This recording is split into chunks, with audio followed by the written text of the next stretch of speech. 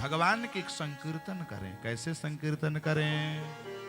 वाग गद गदात्रवते यस्य चित्तम रुदत्य भीक्षणः हसति क्वचिच्च विलज्य उद्गायति नृत्यते च मदभक्ति युक्तो भुवनम पुनाति।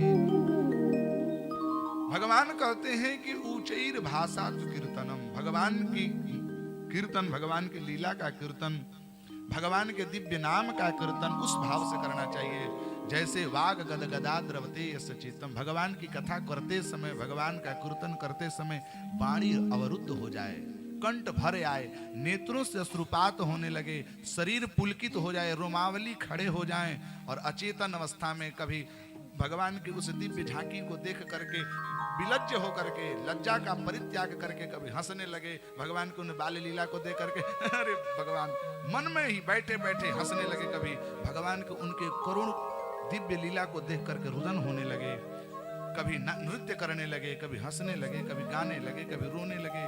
विलज्ज उद्गायते नृत्यते च, तो समझ लीजिए कि हम लोगों का कीर्तन भक्ति अत्यंत प्रगाढ़ हो रही है। जैसे माँ भगवती मीरा संपूर्ण परिवारों का परित्याग करके, समाज की लज्जा का परित्याग करके पग घूंघरू बांध मीरा नाची रही। सामान्य व्यक्ति जब नृत्य करता है तो लोग पागल घोषित कर देते, वो तो राजा महाराजा के घर के लड़की, स्वयं साक्षात महारानी। लेकिन जब प्रेम उसके भगवान का हृदय में जब प्रेम बैठ गया तो उस प्रेम में बावरी हो गई, कीर्तन करने लगी।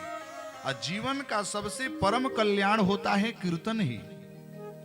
और भागवत का, बाबूजी आप तो पढ़े हैं, भागवत जी के 12वें स्कंद के सबसे 13वें अध्याय का अंतिम श्लोक आता है। क्या है श्लोक? आपको स्मरण होगा, नाम संकीर्तनम यस्य सर्व पाप प्रणाशनम प्रणामो दुख समनः तम नमामि हरिम परम।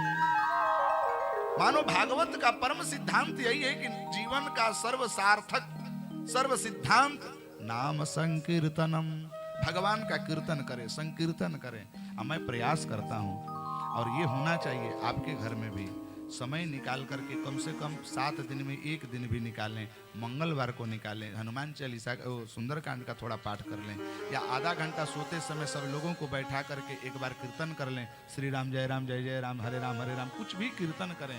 कीर्तन करने से ऊर्जा, सात्विक ऊर्जा घर का वातावरण बनता है। हम लोग छोटे छोटे बच्चों को ट्विंकल ट्विंकल लिटिल स्टार सुना देते हैं, याद करवा देते हैं, लेकिन कभी त्वमेव माता पिता त्वमेव भी याद कराना चाहिए। यही तो कीर्तन है, कीर्तन करना चाहिए। ऊंचैर भाषा तो कीर्तनम। और जब ऐसा भाव न जगे तो भगवान के चरणों में जाकर के गिरना चाहिए। जगेगा नहीं क्योंकि हम लोग पापी हैं, हमारे शरीर में केवल वासना से मलिभूत हुआ है। तो कम से कम भगवान कहते हैं कि नहीं, तुम्हारे हृदय में वो कीर्तन का भाव जागृत हो रहा है तो मेरे चरणों में आकर प्रार्थना भी तो कर सकते हो। नयनम गलद श्रुधारया वचनम गद गद रुद्धया गिरा पुलकैर निचितम वपुः कदा तव नाम ग्रहणे भविष्यति। प्रभु मैं मानता हूं कि मैं पापी हूं, लेकिन प्रभु वो क्षण कब आएगा, उस समय कब आएगा जब हमारे जीवन में आपकी दिव्य नाम, दिव्य लीला, दिव्य रूप का दर्शन करके मेरा नेत्र भरे आए, मेरा कंठ भरे